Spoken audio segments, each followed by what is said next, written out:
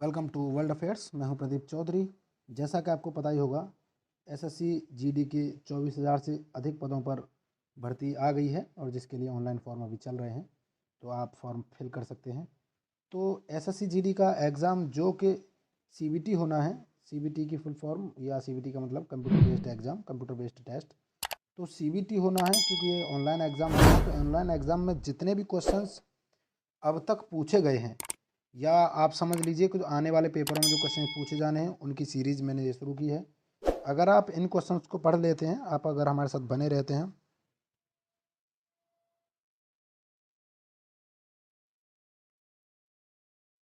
तो गारंटी के साथ आपका सिलेक्शन होगा। आपके सिलेक्शन को कोई नहीं रोक सकता है। तो वही मैं इंपॉर्टेंट क्वेश्चन आपको बताने वाला हूँ। ये वीडियो लगभग 10 से 12 मिनट की होगी और इसमें 25 क्वेश्चंस होंगे। 25 क्वेश्चंस, और साथ ही अगर मुझे लगेगा कि इनके बारे में थोड़ा और बताना चाहिए, वो चीज़ें भी आपको बताई जाएंगी। तो पहला क्वेश्चन है, जैसा कि आप अपनी स्क्रीन पे देख पा रहे हैं, पहला क्वेश्चन है, संविधान सभा के लिए निर्वाचन कब हुआ? तो ये पूछा गया है कि संविधान सभा के लिए निर्वाचन कब हुआ। संविधान सभा कब गठित हुई ये नहीं, संविधान सभा के लिए निर्वाचन कब हुआ। तो ये 1946 में संविधान सभा के लिए निर्वाचन हो गया था।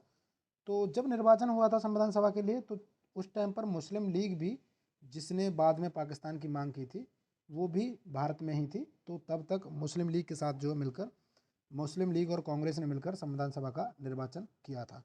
तो हमारा जो संविधान बना था, संविधान 2 साल 11 महीने, 2 ईयर 11 मंथ एंड 18 डेज, तो 2 साल 11 महीने और 18 दिन में संविधान बनकर तैयार हुआ था।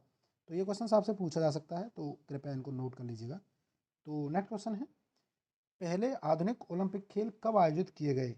तो सबसे पहले जो आधुनिक ओलंपिक खेल थे वो 1896 में आयोजित किए गए थे, और ये आयोजित किए गए थे एथेंस में। एथेंस कहाँ है? तो एथेंस है ग्रीस में।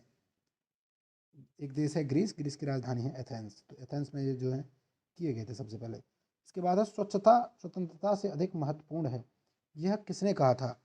तो ये महात्मा गांधी जी ने कहा था। स्वच्छता जो है स्वतंत्रता से भी अत्यधिक महत्वपूर्ण है, ये महात्मा गांधी जी ने कहा था। इसके बाद नेक्स्ट क्वेश्चन, ओजोन रिक्तीकरण या ओजोन डिप्लेशन, या आप इसको समझते हैं ओजोन परत का क्षरण। तो ओजोन परत का क्षरण सबसे अधिक कहाँ होता है? तो ये सबसे अधिक होता है ध्रुवों पे। और ये जो ध्रुवों पे होता है, इसका कारण ये है क्योंकि ध्रुवों ध्रुवों पर ज़्यादातर बर्फ जमी रहती है, तो वहाँ पर निम्न वायुदाब रहता है। इस कारण उच्च वायुदाब से निम्न वायुदाब की तरफ पूरा पॉल्यूशन वहाँ चला जाता है और इकट्ठा होकर ओजोन परत का क्षरण करता है। तो ये जो ओजोन परत की मोटाई है, इसको डाप्सन में नापते हैं। ये क्वेश्चन बहुत बार पूछा जाता है कि ओजोन परत की मोटाई नापने का जो इकाई है, ओजोन परत की मोटाई नापने की इकाई, उसको क्या कहते हैं? तो उसको कहते हैं डाप्सन।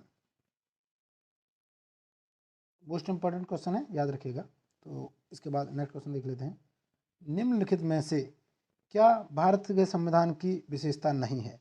तो भारत के संविधान की विशेषता एकात्मक प्रणाली नहीं है, मूलभूत अधिकार हैं, संहिता है, सत्ता का विभाजन है।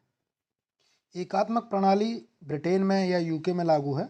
एकात्मक प्रणाली का ये सिस्टम है कि अगर जहाँ पर एकात्मक प्रणाली लागू है, यानी कि only supreme court, higher court नहीं है वहाँ, हाई कोर्ट नहीं है, ओनली सुप्रीम कोर्ट है। तो हमारे यहाँ आप हाई कोर्ट जा सकते हैं, सुप्रीम कोर्ट जा सकते हैं, और डिस्ट्रिक्ट एंड सेशन कोर्ट जा सकते हैं। अगर जहाँ आपको ज़रूरत लगे वहाँ आप जा सकते हैं, पर वहाँ पर एक ही सुप्रीम कोर्ट है। डिस्ट्रिक्ट कोर्ट्स के बाद सीधा सुप्रीम कोर्ट है। तो ये है एकात्मक प्रणाली। इसके बाद मूलभूत अधिकार या मूल अधिकार आप जानते ही हैं, आर्टिकल 12 से 35 तक। ये आपसे पूछे जा सकते हैं कि अनुच्छेद कितने से कितने तक हैं, तो अनुच्छेद 12 से 35 तक हैं मूल अधिकार। इसके बाद संघीयता, संघीयता का मतलब है जो देश की अतिरिक्त शक्तियाँ या पूर्णतः शक्तियाँ, वो संघ सरकार यानी केंद्र सरकार में निहित हैं। तो संघ सरकार में अगर इमरजेंसी लगती है या कोई भी राज्य जो है परफॉर्म नहीं कर पाता है, अगर देश का कोई भी राज्य अगर जो परफॉर्म नहीं कर पाता है, जो सरकार सही से नहीं चला पा रहा है, जो भी राज्य सरकार है, तो उनको आर्टिकल 356 के आर्टिकल 356 के तहत, तो वित्तीय आपात आर्टिकल 360 के तहत, अनुच्छेद 360 के तहत उन पर राज्यों में आपातकाल लगाया जा सकता है, या उसको राष्ट्रपति शासन भी कहते हैं, वो लगाया जा सकता है। और उसकी पूरी शक्तियाँ फिर राष्ट्रपति के अधीन हो जाएंगी। और राष्ट्रपति जो है केंद्र सरकार में एक भूमिका निभाते हैं, हालांकि केंद्र सरकार से उनका कोई मतलब नहीं है, पर आप ये समझ लीजिए कि वो संघीय सरकार यही है। इसके बाद सत्ता का विभाजन आप जानते ही हैं, सत्ता का विभाजन दो प्रकार से हमारे यहाँ होता है, केंद्र सरकार और राज्य सरकार। तो चलिए नेक्स्ट क्वेश्चन देख लेते हैं।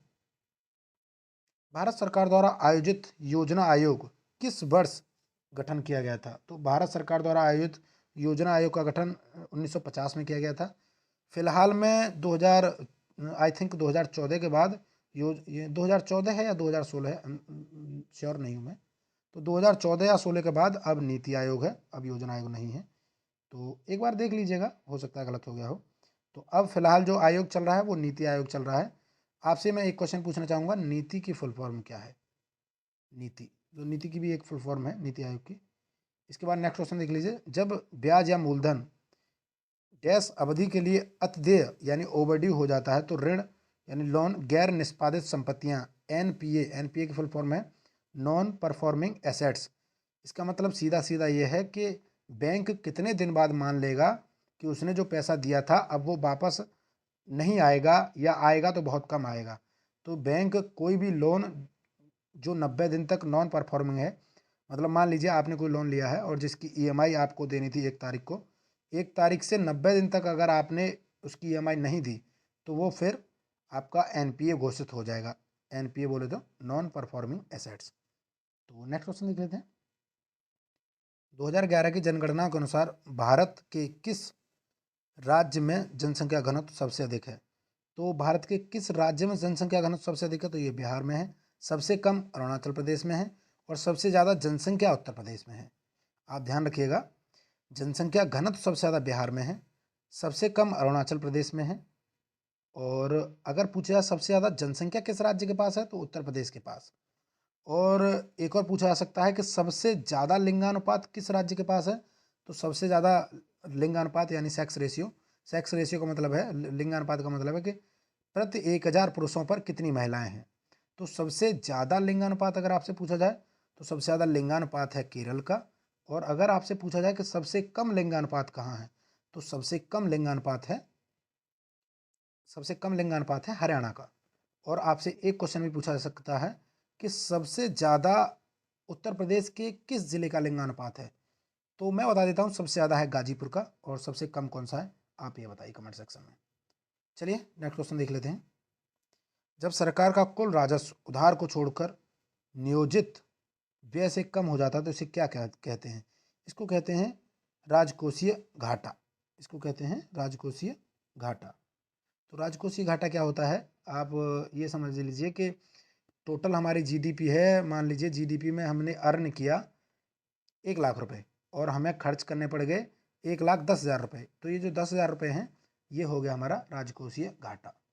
चलिए नेक्स्ट क्वेश्चन देख लेते हैं।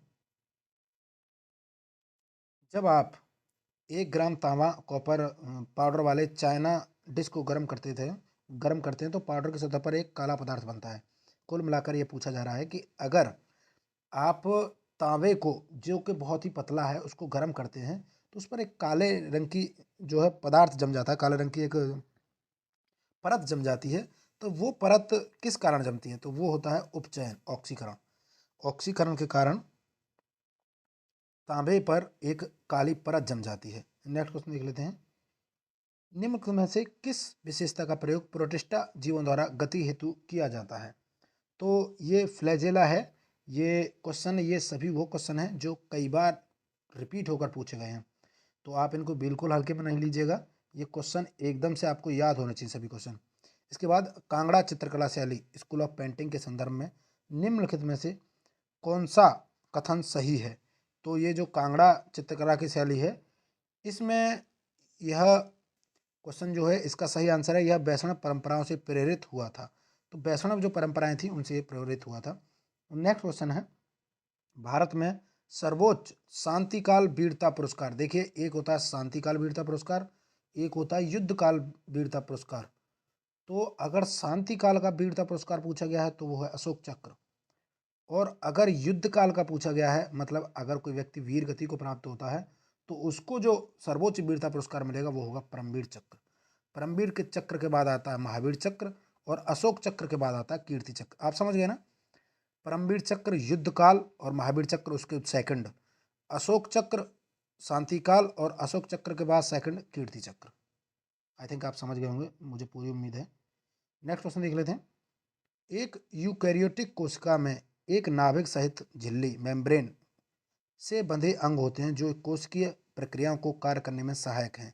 तो ये क्या करते हैं? तो ये अलगाव करते हैं। तो ये जो कोशिकीय प्रक्रियाओं में जो सहायक होते हैं वो अलगाव करते हैं। नेक्स्ट क्वेश्चन, हिमालय पहाड़ों का उदाहरण है। तो हिमालय किस प्रकार के पहाड़ों का उदाहरण है? तो हिमालय परतदार या मोड़दार पर्वतों का उदाहरण है। अब आपसे ये पूछना चाह रहा हूँ मैं कि सतपुड़ा या विंध्याचल, सतपुड़ा और विंध्याचल किस प्रकार के पहाड़ों का उदाहरण है? आपको ये क्वेश्चन याद होने चाहिए, बहुत इंपॉर्टेंट क्वेश्चन है और बहुत बड़ी लेवल के नहीं है। तो अगर आप एसएससी जीडी कर रहे हैं तो इतना तो आपसे डिपार्टमेंट चाहेगा ही कि आप ये छोटी छोटी चीज़ें तो याद रखें ही। नेक्स्ट क्वेश्चन देख लेते हैं। चावल की एक अनोखी किस्म पोकल्ली जो लवणता को बनाए रख सकती है, वह स्थानिक रूप से भारत के किस राज्य से संबंधित है? तो ये जो पोकल्ली ये अनोखी किस्म है, ये केरल से संबंधित है। अब आपसे एक क्वेश्चन मैं और पूछना चाहूँगा कि हाल ही में एक किसी राज्य के चावल को जो कि बिना पकाए खाया जाता था, उसको जीआई टैग मिला था। तो किस राज्य का चावल है? और मैं आपको जीआई का मतलब बता देता हूँ। जीआई की फुल फॉर्म होती है जियोग्राफिकल इंडिकेटर। जियोग्राफिकल इंडिकेटर का मतलब है जिसको भी यह जियोग्राफिकल टैग या जीआई टैग मिला हुआ है वो चीज़ वहाँ की फेमस मानी जाएगी। जैसे पश्चिम बंगाल के रसगुल्ला को जीआई टैग मिला हुआ है, तो वहाँ का रसगुल्ला हर जगह फेमस होगा, पश्चिम बंगाल का रसगुल्ला। चलिए नेक्स्ट क्वेश्चन देख लेते हैं। डूरंड कप किस खेल से संबंधित है? तो ये सब जानते हैं कि ये फुटबॉल से संबंधित है। डूरंड कप फुटबॉल से संबंधित है। नेक्स्ट क्वेश्चन देख लेते हैं। सत्रिया एक नृत्य शैली है जिसकी उत्पत्ति भारत के किस राज्य में हुई है? तो ये असम राज्य में हुई थी। इसके बाद नेक्स्ट क्वेश्चन देख लेते हैं। बेडाक्विलाइन दवा को निम्नलिखित में से किस बीमारी के लिए यूज किया जाता है? तो ये आर्थियो आर्थराइटिस के लिए, ऑस्टियो आर्थराइटिस के लिए यूज किया जाता है। इसके बाद नेक्स्ट क्वेश्चन देख लेते हैं। गांधार कला शैली स्कूल ऑफ आर्ट, तो गांधार कला शैली किसके समय पर विकसित हुई थी? तो ये कुषाणों के समय पर विकसित हुई थी। गांधार कला शैली में बने हुए मंदिर कौन कौन से हैं? तो दक्षिण भारत के जितने भी मंदिर हैं, चाहे मीनाक्षी मंदिर ले लीजिए, चाहे और भी दक्षिण भारत के जो भी मंदिर बने हुए हैं वो सब गांधार कला शैली में बने हुए हैं। गांधार कला शैली की विशेषता क्या है? गांधार कला शैली की विशेषता ये है, किसी भी मंदिर परिसर में, किसी भी मंदिर परिसर में उसका परिसर नहीं बना होगा। अगर यहाँ पे मंदिर है तो मंदिर के चारों ओर दीवार नहीं होगी, वो बंद नहीं होगा। पर उसमें एक चीज़ जरूर होगी, जो भी गांधार कला शैली में, मान लीजिए ये मंदिर है तो मंदिर से बड़ा उसका गेट होगा, पर यहाँ दीवार नहीं होगी, दीवार चारों तरफ नहीं होगी, एक उसका गेट होगा। ये मीनाक्षी मंदिर इसका सबसे बड़ा उदाहरण है। ये गांधार कला शैली की पहचान है। नेक्स्ट क्वेश्चन देख लेते हैं। भक्ति संत आंडाल निम्न में से किस धार्मिक संप्रदाय में से संबंधित थे? तो ये वैष्णव संप्रदाय से संबंधित थे। अब वैष्णव संप्रदाय किसको मानता है? तो वैष्णव संप्रदाय विष्णु भगवान को मानता है। और शैव आप जानते हैं, शैव शिव जी को मानता है। और बौद्ध जानते हैं, बौद्ध संप्रदाय आप जानते हैं कि ये महात्मा बुद्ध को मानता है। नेक्स्ट क्वेश्चन, भारत की जीडीपी जीडीपी की फुल फॉर्म क्या है? आई थिंक आपको पता होना चाहिए, gross domestic product. Gross domestic product. तो जीडीपी को जो है, जीडीपी की गणना भारत की कौन सी संस्था करती है? तो ये सीएसओ करता है, सेंट्रल स्टैटिस्टिक्स ऑफिस, केंद्रीय सहायक संघ की कार्यालय, केंद्रीय संघ की कार्यालय, सीएसओ बोलते हैं इसको। नेक्स्ट क्वेश्चन, भारत एक खोज द डिस्कवरी ऑफ इंडिया, ये पुस्तक किसने लिखी थी? ये जवाहरलाल नेहरू ने लिखी थी। एक पुस्तक आपसे पूछी जानी है, अभी कुछ दिन पहले पैट के पेपर में भी पूछी गई थी। तो ये बस कुछ पुस्तक जो है आपसे ज़रूर पूछी जानी है, इनको विशेष ध्यान रखना है। आपको मैं वही क्वेश्चन पढ़ाऊंगा जो कभी न कभी पूछे गए हैं या पूछे जाएंगे। तो इनमें से अगर आप समझ लीजिए कि मैं लगभग 20 वीडियो में 25-25 क्वेश्चन का 20 वीडियो बनाऊंगा। 20 वीडियो में आपका जी के जीएस पूरा कंप्लीट है, उसमें से कोई भी एक भी क्वेश्चन बाहर नहीं जा सकता है। आप जरूर हमारे साथ बने रहिएगा। नेक्स्ट क्वेश्चन देख लेते हैं। राग मियाँ मल्हार का सर्जन किसने किया था? तो ये तानसेन ने किया था। राग मियाँ मल्हार का सर्जन तानसेन ने किया था। इसके बाद नेक्स्ट क्वेश्चन और लास्ट क्वेश्चन है आज का। निम्नलिखित में से कौन सी नदी अरब सागर में जाके मिलती है? तो देखिए, अरब सागर में दो नदियां हैं जो अरब सागर में गिरती हैं, नर्मदा और ताप्ती। नर्मदा और ताप्ती, बाकी सभी ये जो कृष्णा, गोदावरी, कावेरी, ये बाकी सभी बंगाल की खाड़ी में गिरती हैं। और अगर आपसे पूछा जाए कि अरब सागर में भी कहाँ गिरती हैं, तो अरब सागर में गिरती हैं खंबात की खाड़ी में। कौन कौन सी? नर्मदा और ताप्ती। तो खंबात की खाड़ी कहाँ है? अगर आपने भारत का मैप देखा होगा तो गुजरात के नीचे, मान लीजिए अगर ये गुजरात है, गुजरात के जो जस्ट नीचे वाला पोर्शन है, जो गुजरात और महाराष्ट्र के ऊपर वाला पोर्शन, इसको बोलते हैं खंबात की खाड़ी। तो ये खंबात की खाड़ी में गिरती हैं कौन कौन सी? नर्मदा और ताप्ती। और ये कौन कौन से पर्वतों के बीच में होकर जाती हैं? तो विंध्याचल और सतपुड़ा पर्वतों के बीच में होकर जाती हैं। ये ऐसी दो नदियां हैं जो पूर्व से पश्चिम की ओर बहती हैं, पूर्व से पश्चिम की ओर बहती हैं। और एक और नदी है जो पूर्व से पश्चिम की ओर बहती है, वो है लूनी नदी, पर वो कच्छ के रण में गायब हो जाती है। और बाकी सभी नदियाँ, ज़्यादातर जो नदियाँ हैं वो पश्चिम से पूर्व की ओर बहती हैं। तो बने रहिए हमारे साथ, देखते रहिए world affairs. Thanks for watching. God bless you all. जय हिंद, जय